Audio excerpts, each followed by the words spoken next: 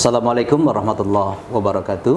Waalaikumsalam warahmatullahi. Salam sejahtera untuk kita semua. Salam Om Swastiastu, Namo Buddhaya, salam kebajikan.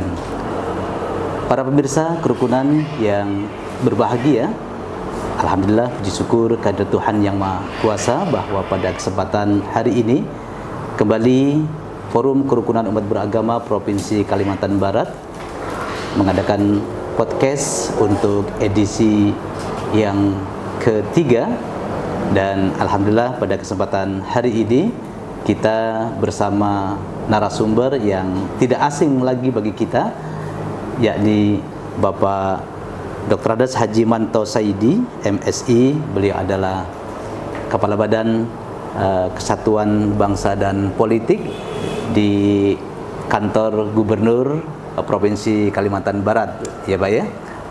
Sehat selalu Pak? Alhamdulillah sehat Pak. Mudah-mudahan kita senantiasa sehat dalam rangka menjalankan tugas kehormatan kita khususnya. Wah, rupanya beliau ini baru pulang saja dari Sintang, kegiatan untuk pembinaan umat, luar biasa. Kalau kita bicara capek Pak ya, memang capeknya luar biasa gitu kan. Tapi karena ini untuk umat, untuk bangsa, apapun walaupun toh capek tetap harus kita semangat untuk melaksanakan tugas kita. Worth it itu. Iya. Baik pemirsa yang berbahagia, hari ini kita akan bincang-bincang kaitannya dengan kerukunan umat beragama, kaitannya juga dengan regulasi dan lain sebagainya. Nanti akan kita sampai ke sana, dan tentunya kita berbicara tentang kerukunan khususnya di Kalimantan Barat ini Pak Kaban. Kita berharap Kalimantan Barat ini tetap kondusif, tetap aman, nyaman. Kalau aman dan nyaman itu rasanya kemana-mana pun kita tidak akan was-was dan khawatir, kan begitu Pak Kaban? Betul. Nah, oleh karena itu Pak Kaban, kira-kira gambaran umum kerukunan umat beragama yang ada di Kalimantan Barat itu kira-kira seperti apa Pak? Dan mungkin tantangan yang kita hadapi dalam rangka untuk mempertahankan kerukunan umat beragama dan keharmonisan di Kalimantan Barat ini seperti apa Pak? Ya. Banyak orang berpendapat bahwa kondisi kerukunan beragama di Kalimantan Barat ini selalu berada pada posisi yang mengkhawatirkan. Itu Pak, ya? Pendapat orang di luar. Oh iya. Mengingat karena kita punya sejarah konflik di Kalimantan Barat itu sejak sebelum zaman kolonialisme juga sudah ada. Sudah ada konflik di Kalimantan Barat. Di Kalimantan Barat itu. Belum ada kolonialisme, tahun 1700-an saja kita sudah mencatat ada konflik etnis di Kalimantan Barat. Yang kemudian di era kolonialisme itu dimanfaatkan sedemikian rupa, dibungkus, dikait-kaitkan dengan persoalan agama, sehingga Kalbar ini sesungguhnya memang unik. Karena di Kalimantan Barat lah kita temukan bagaimana dikotomi antara agama dan etnis itu dibuat sedemikian rupa terpolarisasi, sehingga menjadi warisan hingga saat ini. Awalnya masalah pribadi, naik jadi kemudian menjadi konflik, bisa jadi konflik etnis, lalu terbawa-bawa ke agama, dan ini yang bisa membuat kita menjadi rawan. Tapi itu pandangan orang luar.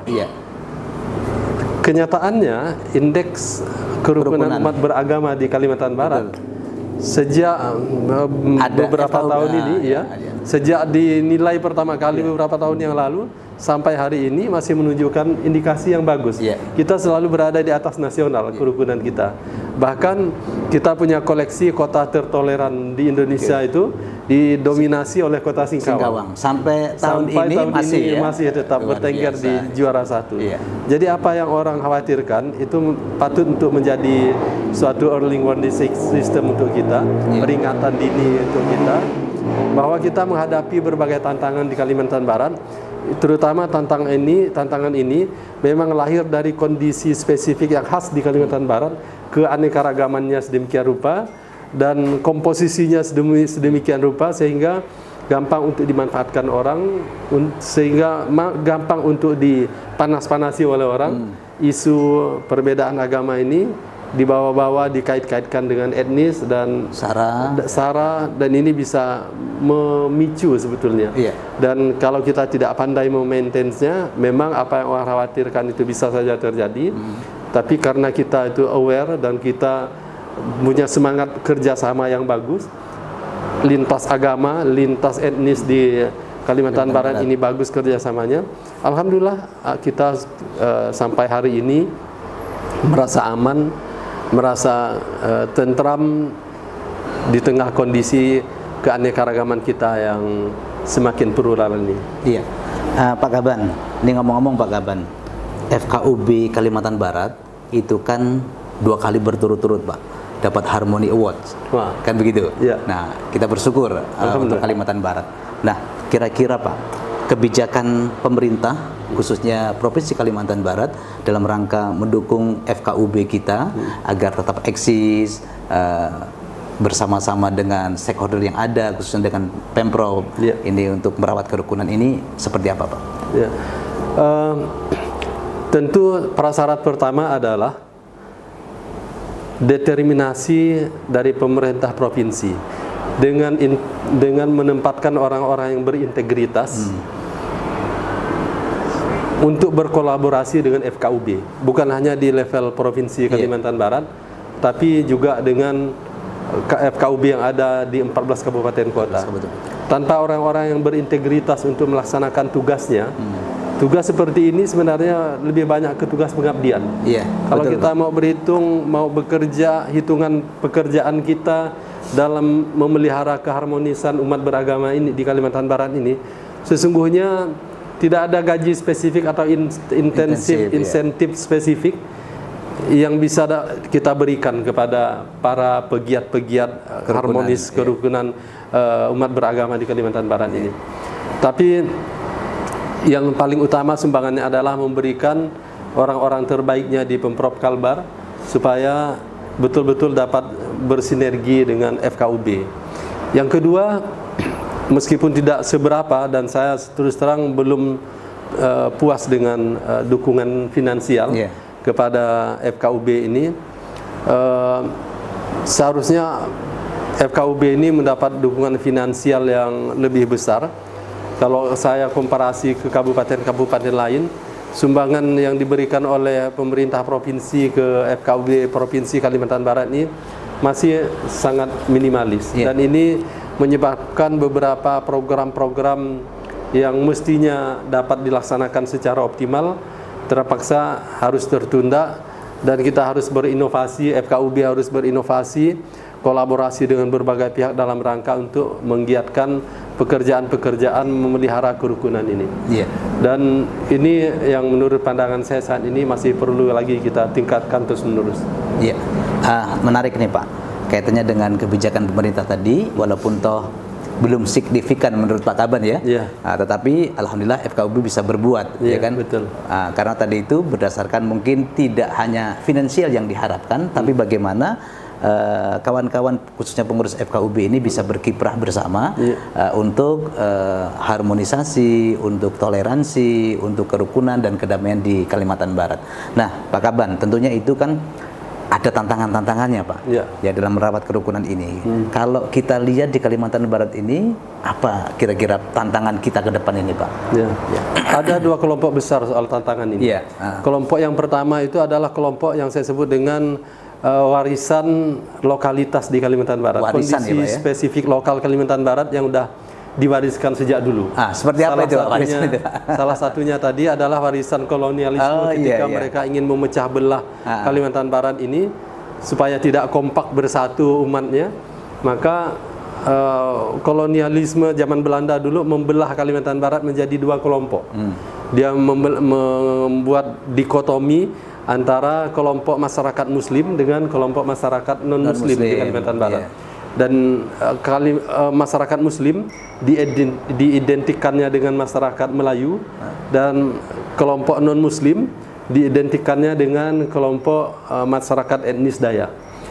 Ketika ini dikelola oleh kolonialisme, oleh penjajah di zaman Belanda, ini selalu dimanfaatkan supaya kita berkonflik antara kelompok 2 ini. Pak Kaban masih bisa melihat ataupun kita melihat bahwa ada kalau dulu ada Divide et Impera gitu kan. Nah, itu kira-kira masih ada enggak di Kalimantan Barat ini Pak? Masih. Warisan itu masih ada. Bayangkan misalnya kita kalau datang ke beberapa daerah di pedalaman, kalau ada orang dari etnis Dayak, dia pindah agama. Pindah agama memeluk agama Islam. Jadi Muslim. Maka pernyataannya itu dia bukan menyatakan bahwa dia pindah agama ke Islam, tapi dia menyatakan saya sudah masuk Melayu. Saya sudah jadi etnis Melayu. Padahal itu kan tidak ada hubungannya sebenarnya. Tapi pernyataan itu sesungguhnya menggambarkan bahwa dikotomi antara Islam dan non-Islam, Dayak dan Melayu sedemikian kuat masih berakar. Dan kita harus menghapus ini. Ini tantangan yang pertama, warisan dari zaman dulu. Dan sampai hari ini masih ada. Sampai hari itu masih ada, tidak terkikis dengan habis. Saya punya pengalaman 6 tahun jadi kepala PLBN di Aruk, Kecamatan Sajingan Besar, Kabupaten Sambas. Di sana etnis Dayak mayoritas jumlahnya. Dan sepanjang karir saya di sana ada 3 orang staf saya yang tidak serentak sih selama kurun waktu 6 tahun. 3 orang staf saya pindah agama dari agama Katolik pindah ke agama Islam. Dan selalu dia menyatakan saya udah masuk Melayu, Pak. Dia lapor Pak, katanya saya kemarin udah masuk Melayu. Masih bahasa itu. Padahal dia adalah orang-orang yang udah terdidik. Dia lulusan S1 Visipol Untan. Ya harusnya kan udah tidak ada lagi mindset dikotomi seperti itu. Tapi nyatanya masih ada. Perlu waktu untuk menghapus ini. Perlu waktu bergenerasi namanya. Dari generasi satu ke generasi yang lain untuk menghapus mindset yang seperti ini. Bahwa kita sebetulnya jangan dipilah, jangan dikotakkan menjadi kelompok-kelompok seperti itu. Kita ini adalah satu kesatuan. Orang Kalimantan Barat. Tidak peduli dia lahirnya di mana, tidak peduli dia etnis apa. Bahkan sekarang sesungguhnya definisi soal etnis itu udah semakin samar. Karena kita tidak bisa, banyak anak-anak muda sekarang yang tidak bisa mengklaim dia itu etnis apa, suku apa. Karena orang tuanya udah campuran. Bapaknya umpamanya campuran antara antara etnis Jawa dengan etnis Melayu. Ada yang campuran antara Bugis dengan Banjar, Madura dan Jawa, Madura dan Melayu sedemikian rupa. Sehingga dia tidak bisa lagi mengidentifikasi dirinya apakah dia ini etnisnya ikut bapaknya, ikut kakeknya, ikut neneknya atau ikut ibunya. Udah semakin samar sekali. Tidak bisa kita dengan gampang untuk mendefinisikan etnis di masa ini. Sehingga menurut saya di tengah situasi yang seperti itu harusnya tidak ada lagi dikotomi yang seperti itu ya. Iya, tidak ada lagi dikotomi warisan Belanda dulu. Kemudian yang kedua, yang tadi tantangan pertama adalah tantangan yang warisan saya bilang. Tantangan yang kedua justru datang dari arus global. Arus global, ya. Arus global itu menyebabkan kita semakin mudah terhubung dengan dunia luar, di luar Kalimantan Barat, di luar Indonesia bahkan di berbagai negara kita gampang untuk terhubung.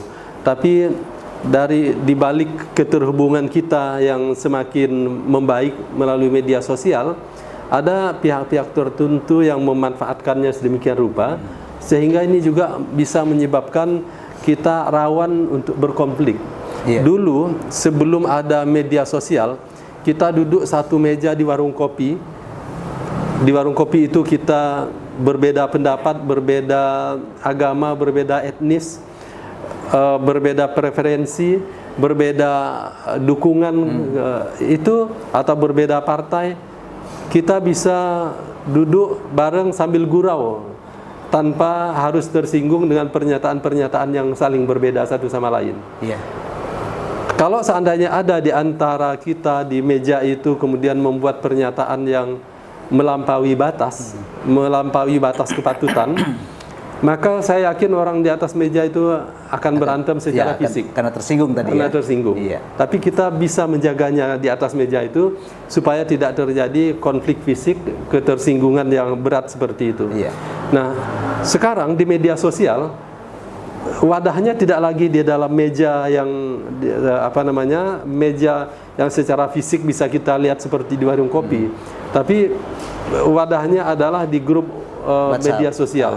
Grup WhatsApp bisa kita lihat di Instagram, di X atau Twitter, Facebook, IG, Messenger. Dari situ kita bisa melihat betapa orang-orang yang berbeda pendapat itu mengekspresikan secara bebas perbedaan-perbedaannya sedemikian rupa sehingga di dalamnya itu udah kontennya itu udah berada di luar batas kewajaran. Yang kalau kata-kata atau kalimat itu diucapkannya di atas meja warung kopi tadi, saya yakin banyak orang bakalan yang tersinggung, berantem. bakalan berantem. Pasti ya bakalan berantem. Tapi sekarang di media sosial malah semakin menjadi-jadi. Nah, di Kalimantan Barat dengan kondisi kita yang heterogen seperti ini, saya merasa bahwa kita harus mulai membudayakan berkomunikasi dengan gaya seperti kita di warung kopi secara fisik. Jangan ikut-ikutan gaya ngomongnya, mengekspresikan pendapat seperti di media sosial, karena itu melampaui batas. Dan itu Pak Kaban, wewenang siapa itu Pak? Kira-kira yang untuk bisa mengkat itu, apakah memang Kesbangpol juga andil di sana atau kepolisian dan sebagainya? Sampai sekarang kewenangannya masih dipegang oleh Kominfo. Oh, Kominfo ya? Command Takedown-nya. Dan kami dalam rapat dengan Komite Intelijen Daerah, hampir setiap kali rapat kita ada menginformasikan konten-konten yang perlu kita take down. Dan itu Pak Kaban kan bisa memicu konflik. Seperti itu. Nah, kalau memang begitu, bagaimana upaya Kesbangpol untuk memetakan potensi konflik yang seperti itu, Pak? Bisa enggak kira-kira? Bisa dilakukan, tapi kita perlu dukungan dari berbagai komponen, terutama dari komponen ormas-ormas, termasuk FKUB ini, untuk dapat memberikan masukan, informasi-informasi yang komprehensif kepada kita, informasi-informasi terkini, dan channel itu selalu kami tambah. Kami membuat channel-channel baru, saluran-saluran baru supaya informasi itu masuk sebanyak mungkin ke kita. Mereka lah menjadi perpanjangan mata dan telinga kita untuk memonitor itu. Alhamdulillah kalau begitu Pak. Jadi tidak begitu kita khawatir karena kita ada kerjasama dengan stakeholder yang ada. Baik pemirsa kerukunan yang berbahagia, alhamdulillah tadi kita sudah banyak berbincang-bincang dengan Pak Kaban tentang latar belakang tantangan khususnya dalam rangka untuk memelihara kerukunan di Kalimantan Barat. Mudah-mudahan kita berharap Kalimantan Barat ini tetap akan jaya, akan damai, akan harmonis, dan kita semuanya akan selalu bergandengan tangan dalam bingkai kerukunan. Baik, untuk segmen yang pertama cukupkan sekian, mudah-mudahan ada manfaatnya. Kita akan ketemu dengan segmen yang kedua.